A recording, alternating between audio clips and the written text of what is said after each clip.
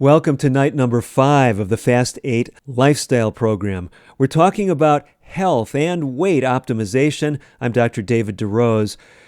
We're doing another pre-recorded program tonight because of my travel schedule that was set in stone long before we even envisioned doing this program. So we appreciate those of you who've been putting your questions on hold and your interactive components for our Wednesday night sessions. Again, I just want to encourage you to take advantage of opportunities to really dialogue, to share your journey. We do that Wednesday nights from 8 to 9 p.m. Eastern Time. Wednesday night, 8 to 9 p.m. Eastern Time. The special focus is on spiritual health.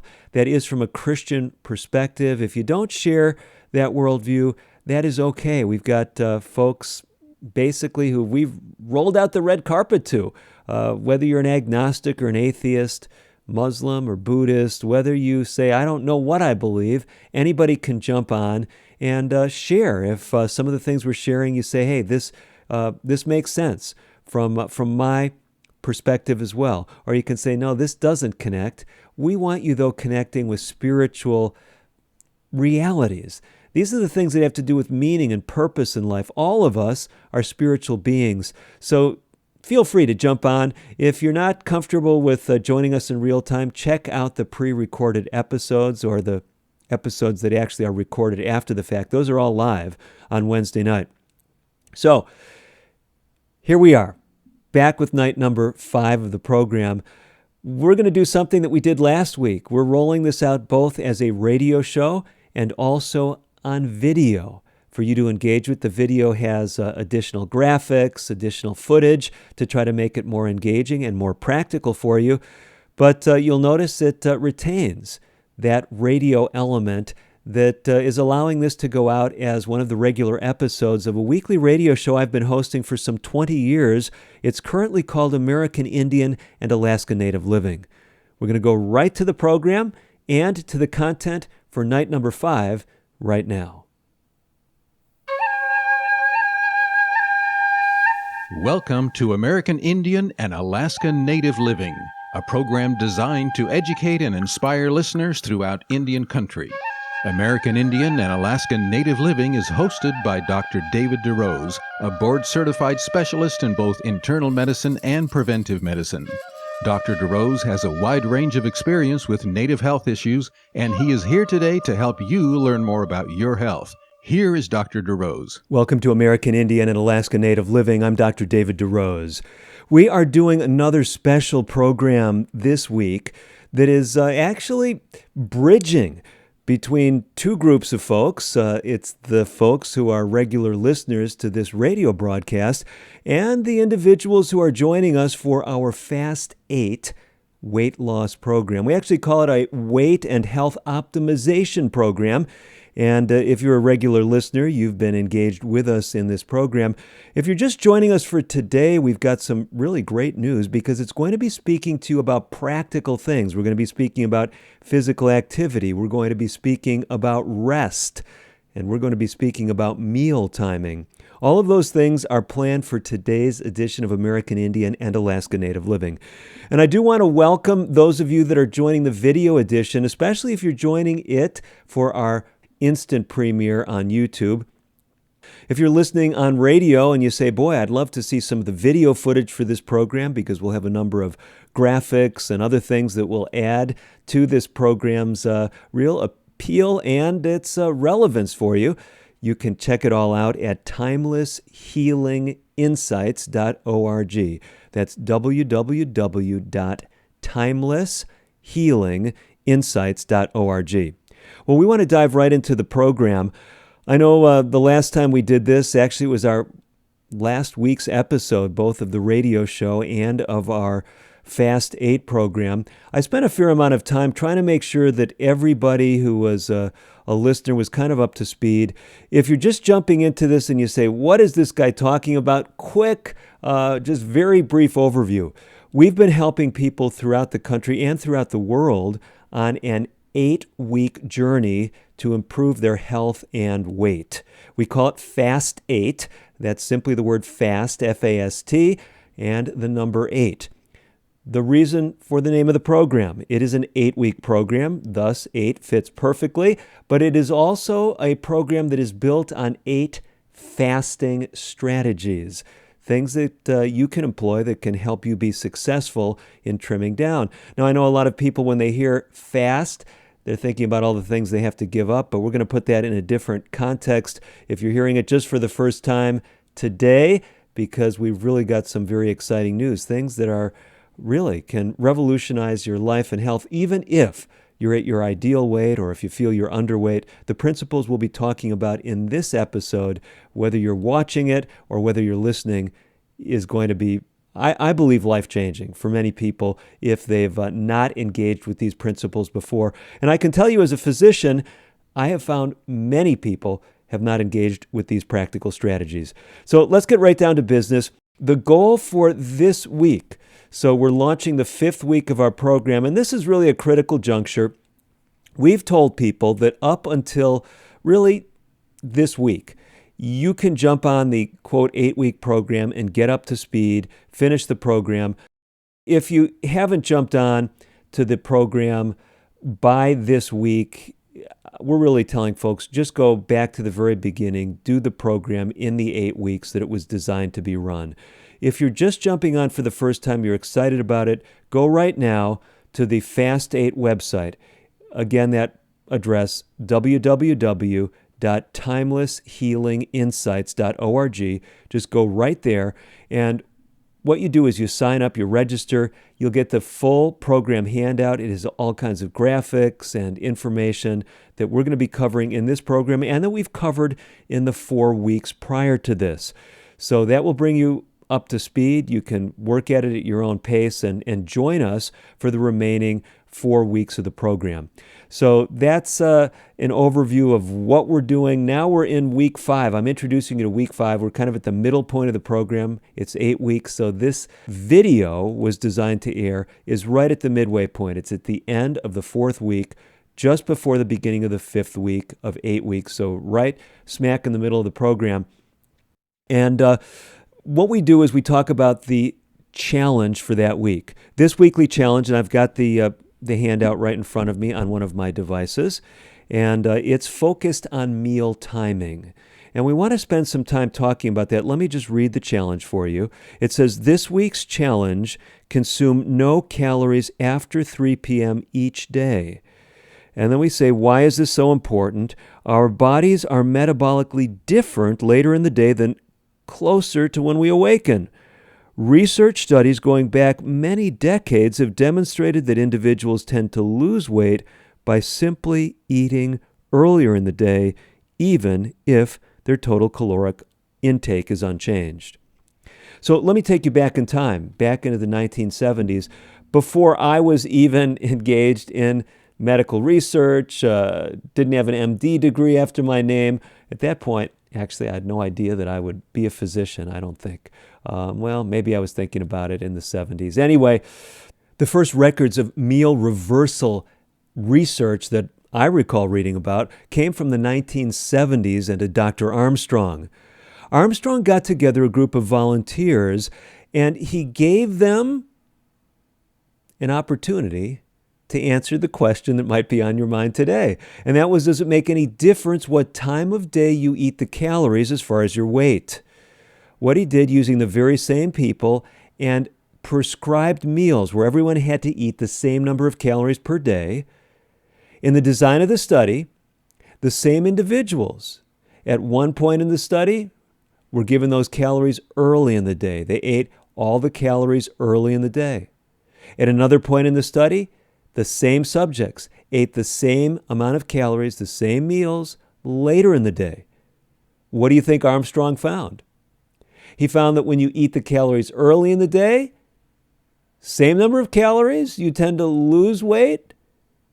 Take those same calories, you eat them later in the day, you tend to gain weight. Same number of calories, same people. The only difference, the time of day at which they ate. We've known this for years. You know it if you have diabetes. In fact, let me tell you about a patient right now.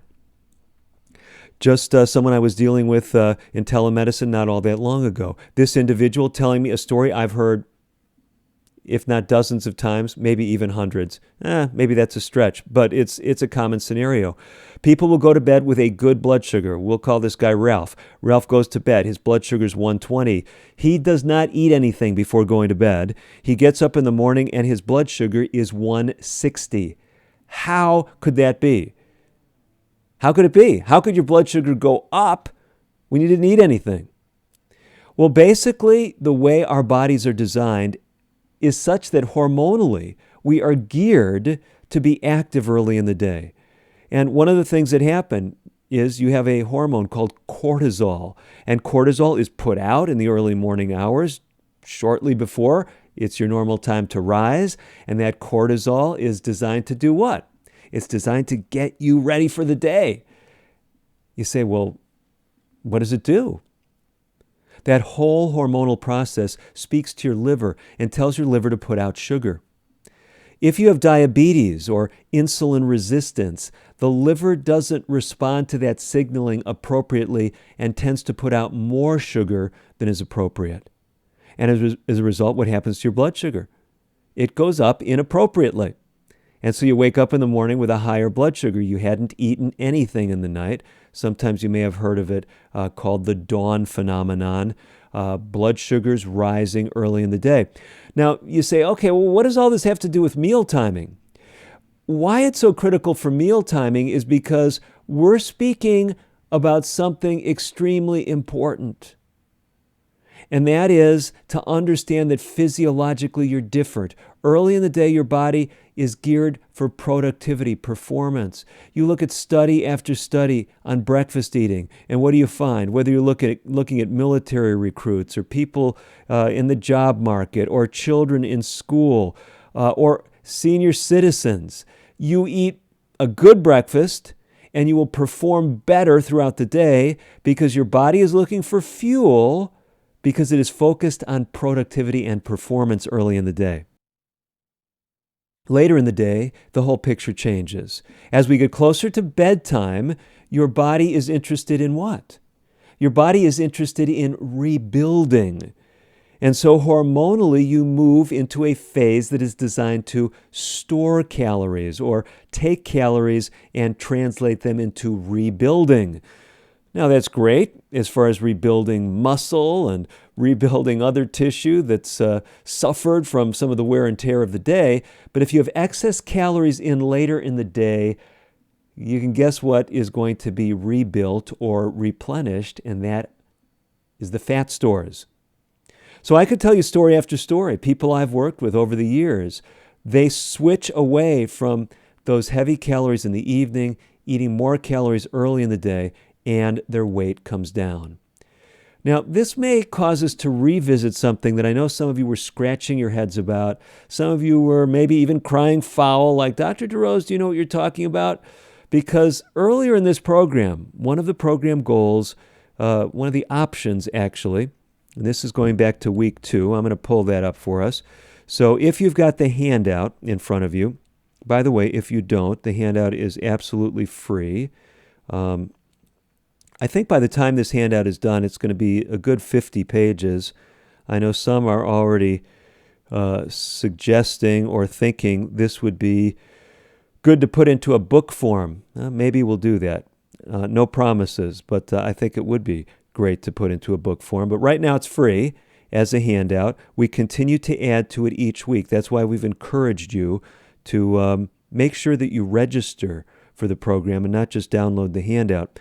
So coming back to that point, if you're wanting the handout, go to that website, www.timelesshealinginsights.org. Some have been asking why I'm giving 2 addresses, so let me answer that for you. Sometimes when I give out the address, I give you the timelesshealinginsights.org/fast8. That's FAST, the number 8. We say for ease of memory, put all those letters in capital, FAST8. If you don't, though, those of you that know how these URLs work, lowercase will work fine too. but timelesshealinginsights.org/fast8, FAST, the number 8. The reason why I'm giving you two addresses, if you're listening to this in real time, so to speak, if you're listening to it in March of 2023, when the radio show and the video were designed to go out, if you go to the Timeless Healing Insights website, the very first thing you'll see is the Fast 8 program. But I realize that there's going to be people watching this down the road, maybe weeks, months, or years later, and we're not guaranteeing that the Fast 8 program is going to stay on top of the Timeless Healing Insights page. So that's why I'm giving you the special URL, the full URL to the program. That is the timelesshealinginsights.org/fast8. So don't get confused as to, make up your mind, DeRose, why are you giving one address and not the other? Now we're all on the same page, right? Well, with that in mind, I want you to go to the handout. You can download your copy even while you're listening to me, provided you're not driving. We don't recommend you do that if you're listening to the radio show behind the wheel. But you can download the handout right now as you're continuing to listen to this. And we're going to focus on something, draw some things together, because in week 2 of the program, one of the goals was to fast from eating between meals. We're going to come back to this. How does that fit in with meal timing and this whole idea of not eating largely of calories later in the day? There's some amazing insights that you'll get. It can change your life. It can change your weight. Stay by. We'll have more right after this.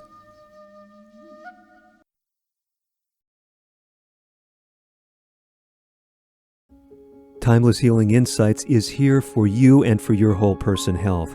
With that in mind, we invite you to go to our website, www.timelesshealinginsights.org. There you will find a free 30-day lifestyle program. Sign up for it and you'll get daily email reminders for 30 days, links to short videos to give you pointers on a healthier lifestyle. On our website, you can also find information about this broadcast. You can connect with our handouts. You can review archives from episodes of Timeless Healing Insights TV that you have missed. Continued success to you. I'll see you at timelesshealinginsights.org.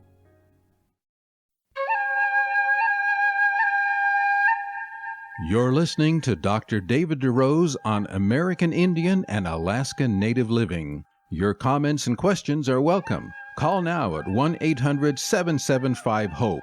That's 1-800-775-4673.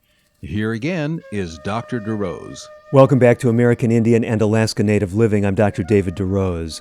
We're speaking about things that can change your life, that can change your, basically, not only your health, but your blood sugar, your blood pressure, your weight. That is the special focus of the Fast 8 program. And I'm talking about really something that we haven't fully explored in this program, and we need to talk about it. It has to do with this difference between meal timing and snacking, and how that whole equation really fits together. So let's look at it this way. If you were to ask me what is the single worst thing to do when it comes to meal timing, as it relates to weight and metabolism, I would say it is to eat a large evening meal. Okay? And this is in our crosshairs right now. So week 5, we're encouraging you to see if you can set a goal to eat no calories after 3 p.m.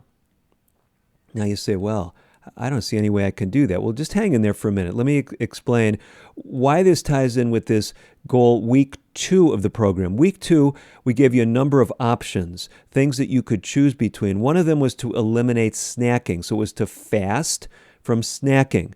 See, we're talking about 8 different fasts. That's one of them, fasting from snacking. That means not eating between meals. Another one of the fasts that we're talking about for week 5 is fast after 3 p.m. So 2 different fasting strategies. So here's the interesting thing. If you had to choose just between one of those 2, if we said you can only do one, you can't do both, which should I do? Well, that's a difficult question, but let me... You say, don't ask a question where the answer is depends. It depends. Let me explain it this way. Single worst habit, metabolically and for your weight, for your blood sugar, for your blood pressure, is eating that big evening meal. So some people go from a big evening meal to grazing. They're eating throughout the day. Some of those people, it will actually help them lose weight. But I shared with you other data, and that is data when you look at population groups, you will find that the more frequently people eat, the more they tend to gain weight. Because just honestly, you just look across the board, just statistically, most people are not controlling their consumption at any given meal time. They're not eating just to satisfy hunger, but it's easy for appetite to kick in. And if you're eating multiple times throughout the day, 4, 5, 6 times, it is easy to consume more calories, okay? So here's the ideal from my vantage point. Leave out the snacks. That's why we suggested that earlier in the program. And try to eat your last meal as early as possible. Our suggestion is 3 p.m. And let me tell you where that number comes from. Years ago, there was a doctor by the name of Cupp, who at the time was believed to be perhaps the oldest practicing physician in the United States. As I recall, he was in his 90s. He was practicing in the state of Texas. Tulane University heard about Dr. Cupp. They heard about an unusual weight loss program he had for his patients. Consistently, simply telling them to do one thing. What do you think it was? You guessed it, not eat after 3 p.m. Researchers at Tulane, what did they do? They actually got hold of Dr. Cupp's records. I'm sure he granted them the request to use them, with appropriate scientific protocols in place, and making sure that data integrity was preserved, that no one's names were breached, things like that. Having said that, what did they find? They found that everyone who followed Cupp's suggestions lost weight. He didn't tell them what to eat. He didn't tell them no snacking. He didn't tell them to exercise. All he said was change their meal timing. Nothing after 3 p.m. And they all lost weight. Now, here's where we stop, and we remind you about the philosophy of this program. And if you're just jumping on for the first time, or you're just tuning in for the first video episode, definitely catch the ones you missed. You can get them all easily at timelesshealinginsights.org. But here's the interesting thing. We're telling people only set goals in this program that you're confident that you can achieve. Now, I know when I say that with not eating after 3 p.m., the average person is saying, forget that one, I'm crossing that off the list. But here's what I'm asking you to do. For this next week, I'd like you to really try to do something with meal timing. And maybe you're just going to look at your typical meal schedule, and you're going to say, hey, I don't get off work till 5:30. I'm lucky to get home at 6 p.m. I'm usually not eating till 7:30 in the evening. You say, well, wait a minute. If you're usually home at 6 p.m., could you move the evening meal hour back from 7:30 to 6 p.m.? Could you try to eat more calories early in the day so that you lighten up that evening meal? Okay? What I'm simply saying is the ideal. If you say, hey, I've got flexibility, I'm retired, I'm setting my own schedule, beautiful. I would encourage you to try eating your last calories by 3 p.m. Now, here's what's going to happen if you do that. Let me just warn you. Your stomach at, let's say, 5:30 p.m., your normal evening eating time, is going to say, it's time to eat. You say, but I just ate at 3 o'clock. Well, you may not have been all that hungry at 3 o'clock. You're switching around your meal schedule. And at 5:30, you're really hungry. At 6, you're famished. This may well happen. You may feel kind of weak. Your stomach may be bothering you. And the tendency will be just to go eat. But unless your blood sugar is actually low, you have diabetes and you used your normal insulin, you haven't followed my advice and checked with your physician or prescriber, and you're making all these lifestyle changes, and you check your blood sugar and it's 52 at 5:30 at night, well, you better eat something, especially if your blood sugar's on the way down, okay? This is not good. But what I'm simply saying is, if you can, put this into practice. It will be tough at first, but within the course of a week, you would be surprised. Your body is really smart. And if you don't feed it for a few days, it starts learning really quickly. This is not a huge, month-long process like developing a taste for less salty foods that we talked about last week. Remember that? I showed you data from a famous study in the American Journal of Clinical Nutrition back in the 80s, where they found it took 3 months to fully develop a taste for foods that were significantly less salty, about half as salty as the foods they were habitually consuming. So it took their palates 3 months to adjust. It is a much quicker timeline when it comes to meal timing. It's not going to be any 3 months. You may find within a few days or by the end of the week, you're saying, you know what? I don't need to eat after 3 p.m. And I've got more time. I'm not having to cook 3 meals, because what we actually recommend people do, they take this seriously. If you're leaving off the evening meal or, finishing your last meal by 3, we say just spread out the 2 earlier day meals. So, eat your breakfast. Maybe you don't have to eat it quite as early if you have, some discretion as far as your timing. You say, hey, I work. I got to be done eating by 6 a.m. Well, do that. And you say, I don't know if I can make it through till whenever I could have the next meal. Well, maybe you do have a third meal. Maybe you take your lunch break and you really do eat something. You say, well, normally I work through my lunch break. Well, you'd be better off to have some calories at your lunch break so that you could lighten up that evening meal. You got the theme? So I think we're on the same page here with this whole idea of trying to shift that meal timing to earlier. We've already tried to encourage you to get rid of the snacking. Now we're encouraging you to leave off the evening meal. Now, because the goal of this program is for you every week to try something new that you feel you can accomplish. If you say there's no way I can change my meal timing, listen, I get home from work, I eat right when I get home, there's no way I can change that. This is unrealistic. There's no challenge for me in week 5. Well, there is. Let's revisit week 2. So if you didn't tackle that challenge of not snacking, this would be a perfect week to do it. If that was not one of the things you tackled in week 2, I would say fast from snacking. That would be an excellent thing to do this week. And if you're on the handout, I'm going back to week 2 because there are a number of things there, and some of you have been asking me about them. Let me just go right to a question, and I'm paraphrasing it, and also basically it's a question we've gotten more than once. So I'm going to combine several who've asked this question. Some, including one today, came through the website, but I get it from other people in my clinic, in public programs. Here's how it goes. I am overweight, and I have physical disabilities that keep me from being very mobile. This woman, we'll call her Susie.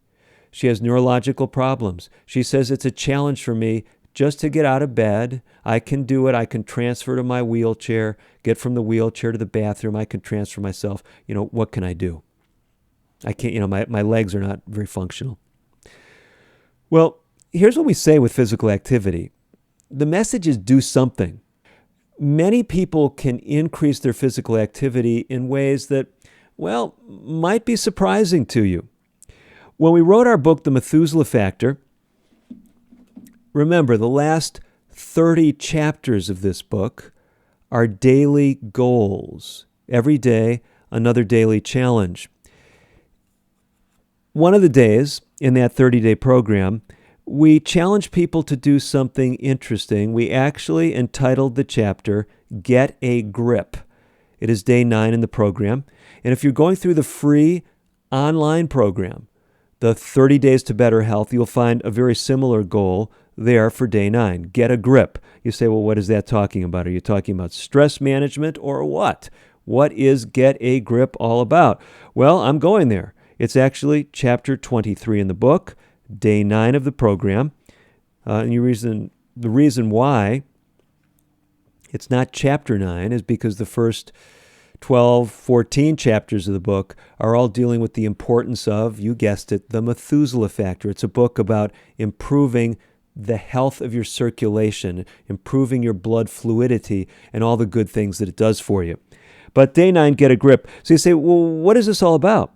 We actually go through a protocol to actually do physical activity where you don't have to have functional legs. You can be an amputee, and you don't need legs to do one of the exercises we spell out here. You don't have to have much strength in your arms even. But whatever strength you have, here's how the exercise works. It's hand grip sessions. And let me just explain the protocol as we have it in the book. You do these hand grip exercise sessions 3 times a week. During each exercise session, you're going to perform 4 sets of the exercise. You use your dominant hand for 2 of the sets, and you use your non-dominant hand for 2 of the sets. So if you're right-handed, 2 sets with the right hand, dominant hand, and then 2 sets with the left hand. You say, well, what does it consist of? What are these sets? What you do is you hold a grip device continuously for 2 minutes. You've seen those little grip devices. Most people, I had one when I was a kid. I'd be pumping this grip device, see how many times you can pump it before you get tired. In this research, this is based on research, all you do is you squeeze it and hold it tight. You don't pump it back and forth. You hold it tight. The grip strength device should be such that it requires 30% of your grip strength to grip it. So someone who's quite weak, maybe they have had a stroke, maybe they have other neurologic issues, they don't have much grip strength, you could still theoretically do this. 30% of your grip strength. You can go to a fitness club or to maybe even a sporting goods store. They might have what we call a dynamometer, something where you can measure your grip strength and say, I need something that has me exert 30% of my grip strength. So 30% of your maximal voluntary contractions, the maximum force you can exert squeezing, and you do that for 2 minutes. Then you take a 1-minute break and you switch to the other hand. See how it works? Switch back to the opposite hand after a minute, and you do 4 of those sets, 2 for each hand, so that's going to be 8 minutes, right? 2 times 2, 4 minutes with the right hand, 2 times 2, 4 minutes with the left hand. If you say, I'm paralyzed on one side, you just do it with one hand. And you say, well, what am I getting from that? The amazing thing about these activities is they actually found that it could lower your blood pressure. If you had high blood pressure, you could get your blood pressure down as much as 13 points systolic and 6 points diastolic just by doing that simple exercise for 6 weeks. Just 3 times a week, an 11-minute exercise session. What I'm getting at, it may not be that. It may be that you can't use your arms much, but you can use your legs some. Maybe you'll get one of these stationary bikes or a device that can go under your table, and you can pedal that or walk with it. Do something to increase your physical activity. Now, if you say, Dr. DeRose, I cannot do anything. And by the way, if you do have serious limitations, check with your physician or physical therapist that you might be working with. Make sure you don't set yourself up to overdo. But this is something great. You may say, I didn't up my exercise. I didn't fast from inactivity like you suggested the second week. And what I'm going to do then is I am going to fast from inactivity when it comes to week 5. Okay? So that's what we're looking at. We're looking at some different strategies that you can incorporate. Let me come back to a few others too, because this is really, really worth discussing. One of the other challenges that someone was pointing out to me that we didn't really talk in great detail about had to do with these 2 dimensions that we also mentioned in week 2. The reason why I'm going back to week 2, we had a lot of different options. We asked you to choose 2. Remember, the minimum thing we're encouraging you to do is find at least one thing, one different thing, one fasting strategy that you're going to try each week. If that fasting strategy, you say, this worked great, I could continue it, yes, go ahead and keep continuing it throughout the program. If you say that was really tough, I'd never do that for the rest of my life, this is not sustainable, it's okay to drop it off and try something different.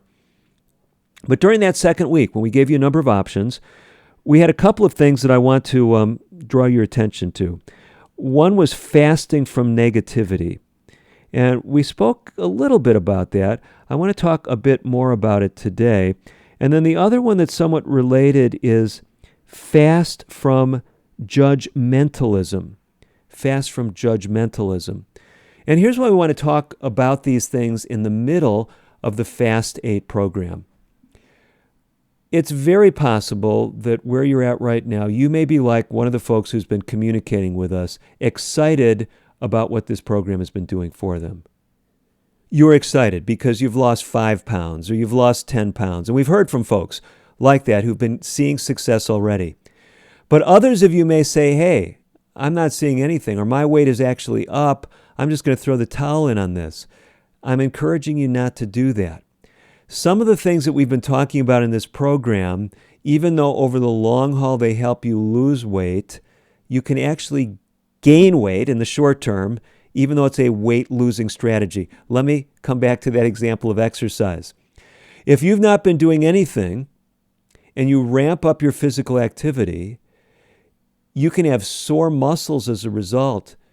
Those muscles can be inflamed. Inflammation brings fluid with it. The inflammatory process includes swelling to some extent. So you can actually be increasing muscle weight, not just because you're building muscle after a few days, maybe you haven't done much of that, but you've got inflammation in those muscles, you're retaining more fluid as a result in the muscle tissue, and your weight is actually up. There's a number of things like that we've been talking about. As you're making changes, things can fluctuate. If you're a woman still during your reproductive years, your weight will fluctuate with the time in your cycle, monthly cycle. So here's the thing. If you've been tempted to be negative, to judge yourself, judge the program, judge other people. You're going through this program with someone else. They're not doing very well as far as the numbers on the scale, but you are. Don't say, well, hey, listen to me. What's your problem? Why aren't you doing this? Remember, we are trying to de-emphasize the scale and emphasize healthy lifestyle changes. Having said all that, let me bring you back to the Methuselah Factor book, okay? And I want to go with you to a later chapter. It's chapter 28, because we're speaking about judgmentalism and negativity, how this can undermine you. We have a chapter there that's called Forgive. Forgive. And here's the challenge as this chapter spells it out. Extend forgiveness to at least one person who has wronged you and you have not already forgiven. Optional, perform at least one act of unmerited kindness each day. Now, why I am reading this to you at this point is for a simple reason. One of the best ways to address negativity and judgmentalism is with kindness and forgiveness, using positive virtues to offset the negative ones. Let me tell you one of the things we put into this chapter. We put a table that was drawn from a variety of sources that talked about simple acts of kindness that you can do. And why I'm talking about this is a lot of people say, well, I have nothing to be thankful for. How can I cultivate gratitude? I'm on this Fast 8 program and I'm not making the kind of progress that I'd like to make. Well, this week, you could challenge yourself with something that helps put your mind in a better frame of reference. If your mind is in a better frame of reference, this is one of the keys actually to optimizing your health and optimizing your weight. I know these dots may not always connect that easily, but they are powerful. So let me tell you about these examples of unmerited acts of kindness. And the reason some people say, they use other terms for this, random acts of kindness. Well, I don't like the word random as much. I like this unmerited acts of kindness, because it could be something fairly random where you're saying, I haven't thanked my boss in a long time and he's a great guy, so I'm just going to do that tomorrow. Well, that's pretty random, but you wouldn't say it's unmerited. So this is looking for people, situations where they have no claim on you doing anything nice for them. Let me give you Some examples. When provoked, be polite on the road. When provoked, be polite on the road. When you're tempted to hit your horn, or maybe in some other way display your lack of approval for someone's driving, smile instead. Look the other way. You say, well, how does this help me not be negative or not be judgmental?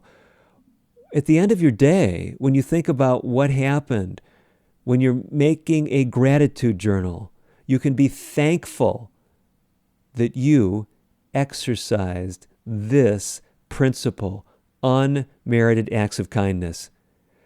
I want to share with you some other powerful stuff in our final segment of today's program.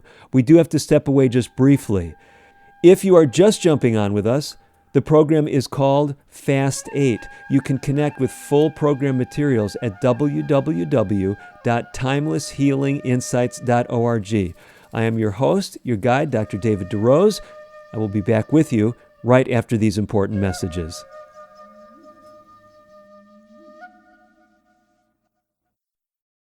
Timeless Healing Insights is here for you and for your whole person health. With that in mind, we invite you to go to our website, www.timelesshealinginsights.org. There you will find a free 30-day lifestyle program. Sign up for it and you'll get daily email reminders for 30 days, links to short videos to give you pointers on a healthier lifestyle.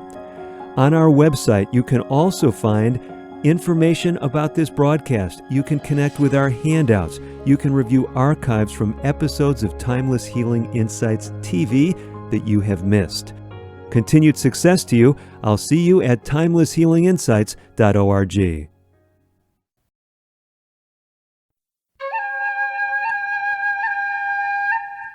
You're listening to Dr. David DeRose on American Indian and Alaska Native Living. Your comments and questions are welcome. Call now at 1-800-775-HOPE.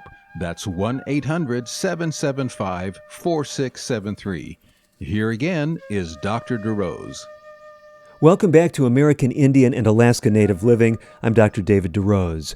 We are doing another special edition of the radio broadcast, which is doubling as a video presentation. The video is going out through a website called Timeless Healing Insights, and we're recording content that will also be used for our fifth weekly installment of a series called Fast 8. I've been trying to help you realize that you can make simple lifestyle changes that can revolutionize your health, can revolutionize your weight, can help you trim down, even though you thought it was not possible. We stepped away talking about some, what I like to call, unmerited acts of kindness. Some people like to call them random acts of kindness. And I want to talk with you about a few more because one of the things that can really undermine your health and undermine your efforts to develop a healthier lifestyle in general is negativity and judgmentalism. We don't like to be judged by other people, but let's be honest, we often judge ourselves. Sometimes that's the worst thing. We put ourselves down. We say, we're just a failure again. I've been on this Fast 8 program. I'm failing. Nobody's a failure on this program. Remember one of the messages, if you stick with it. Hang in there. You've been with us for 4 weeks. Maybe you just jumped on. Hang with us for the final 4 weeks, and you are a success story. We're helping you to connect with lifestyle practices. Some of them that we're introducing in the last half of the program may be the most powerful for you. So don't give up right now. Okay, we're coming to figure 22 again. This is figure 22 in the Methuselah Factor book. It is featured in day 28 of the 30-day program. Again, same daily goals you can connect with by going to timelesshealinginsights.org and signing up for the free 30-day lifestyle program. But these examples of unmerited acts of kindness, let me give you a few more, and you'll see why I'm making this connection. We've got something that it says the time commitment for each of these acts of kindness. And here's one that can take 1 to several days. Listen to this. Have a judgment-free day when you say nothing critical about anything or anyone. What would that be like? I have a friend, also a healthcare provider, who has done this with patients, hundreds of them, public groups he's used this, has people go on a criticism-free program, a fast from criticism and judgmentalism. And many people, it just revolutionizes their perspective. What would happen if you weren't saying negative things about yourself? When you looked in the mirror, saying how fat, how disgusting, how ugly I am. By the way, here's the interesting thing. No matter what you look like, what researchers tell us is it just about everyone, no matter whether you think they have the perfect physique, the perfect face, they find things to judge themselves about, to be critical about. Go on a judgment-free day. How about this one? Organize an event to clean up a public park, a roadway, or other public space. You say, that's a big commitment. That can't happen this week. Okay, let me give you something smaller. Several minutes to an hour. You can write a positive sticky note to brighten up someone's day. How about this? Send an encouraging postcard, letter, or text. Texts are easy. Postcards, letters, a bit more challenging in this day and age, but they carry a lot more weight, right? If you get a postcard from someone, that carries a lot more weight than a text message, doesn't it?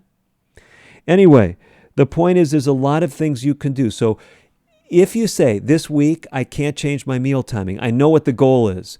The ideal, Dr. DeRose, you said if I could shift my meal timing earlier, ideally eat nothing after 3 p.m. You've decided you can't do it. It's not a realistic challenge for week 5. Go back to week 2. That's my challenge. Go back to the handout. Say, hey, I didn't tackle this thing, and I'm going to do this. I'm going to fast from judgmentalism. I'm going to cultivate positive things. I'm going to do positive things. You get the picture. Let me tell you something else that I really have to talk with you about. It has to do with something else that we visited in week 2. And this was fasting from overactivity. Remember, we had fasting from inactivity. That was a challenge for you to exercise. Fasting from overactivity was the challenge to get rest. I'm going to go to another book that we've talked about during this series. It's a book called 30 Days to Natural Blood Pressure Control. It's another book that I co-authored. Methuselah Factor book. Listen, any book that you do, even though I'm the, quote, sole author of the Methuselah Factor book, you lean on a lot of people. Editors, multiple editors helped with the Methuselah Factor project.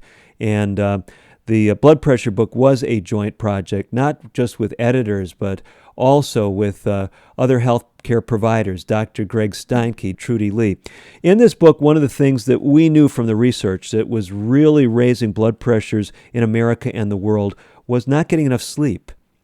And we talked earlier in this Fast 8 program that if you're cutting yourself short on sleep, you're actually contributing to weight problems. Lack of sleep is a cause of obesity and weight gain. And it has to do with hormonal mechanisms that kick in when you're not getting enough sleep.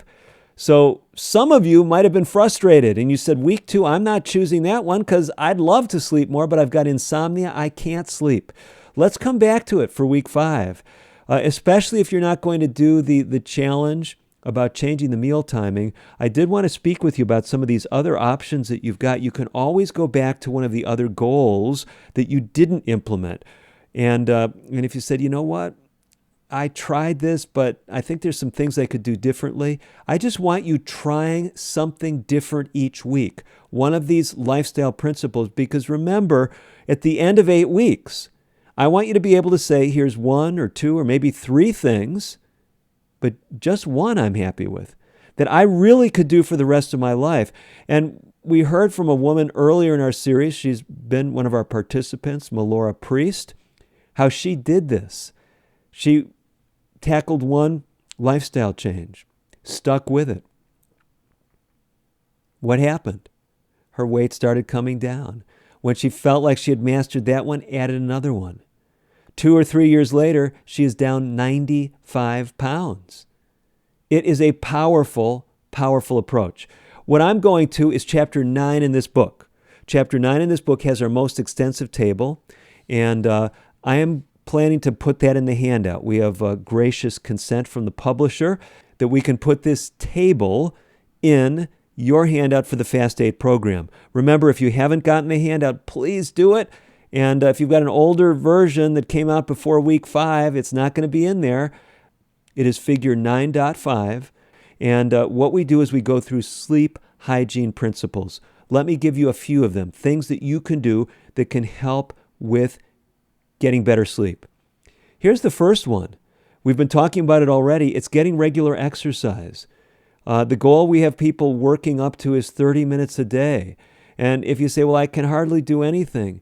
If you're doing something that's more focused on being active for 30 minutes, it might seem like it's fairly limited, but this can make a difference. Here's another one. Interesting one. Listen to it. Keep evening meals light at least 4 hours before bedtime. You say, well, wait a minute. Isn't this just what we're talking about for the week 5 goal? Yeah, if you can't do the exact goal the way I stated it, this is something that can help you sleep better at night. A lot of these things are interrelated. So here's the deception, and we mention it in this table. Eating late at night, because eating stimulates what we call the parasympathetic nervous system, or better said, engages the parasympathetic nervous system. That is the nervous system that's involved with resting and digesting your food.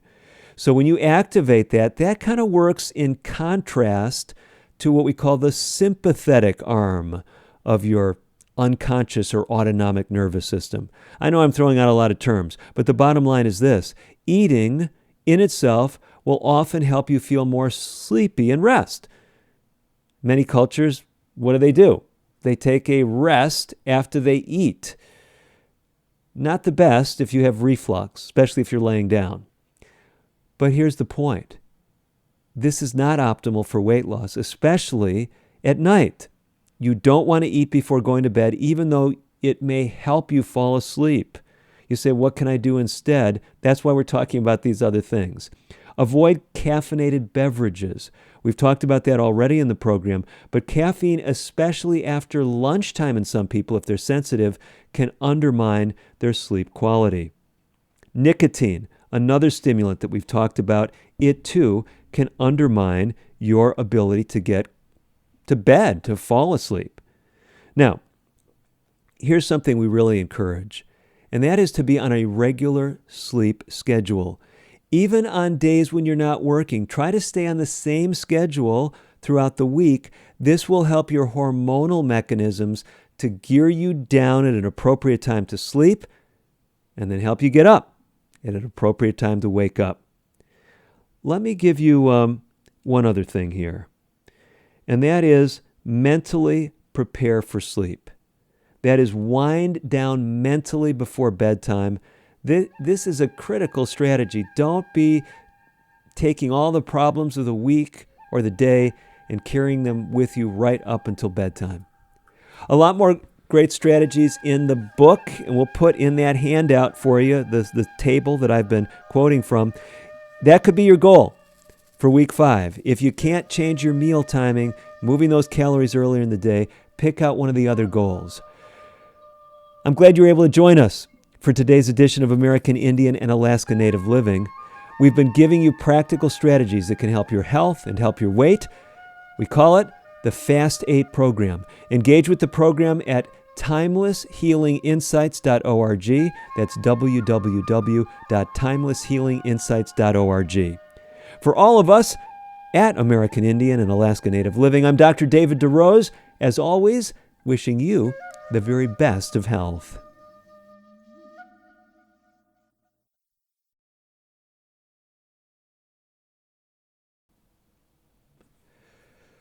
Well, if you want me to be honest, even though we covered a lot of material that I think is really vital for folks to connect with, I've missed connecting with you. So glad that we could put this content out there for you to keep you focused on the journey. But remember, catch that message. The key thing to do is just stick with the program. If it's been tough, if you say, well, it's not tough at all, it's not engaging enough, here's the amazing thing. I am convinced if you stick with the 8-week program and you walk away from it with even one strategy, one thing that you're going to change for the rest of your life, it can be transformative. I'm Dr. David DeRose. I hope you've found the program tonight helpful. And remember, I really value engaging with you. Wednesday nights we're doing it. We're planning to do it next Saturday night for night number 6. We plan to have a live session then where I will look forward to taking your questions. Some of them that you've been keeping on hold. Others of you have asked those questions on Wednesday nights.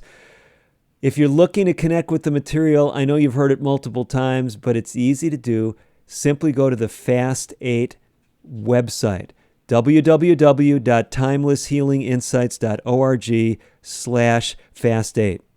And one last thing.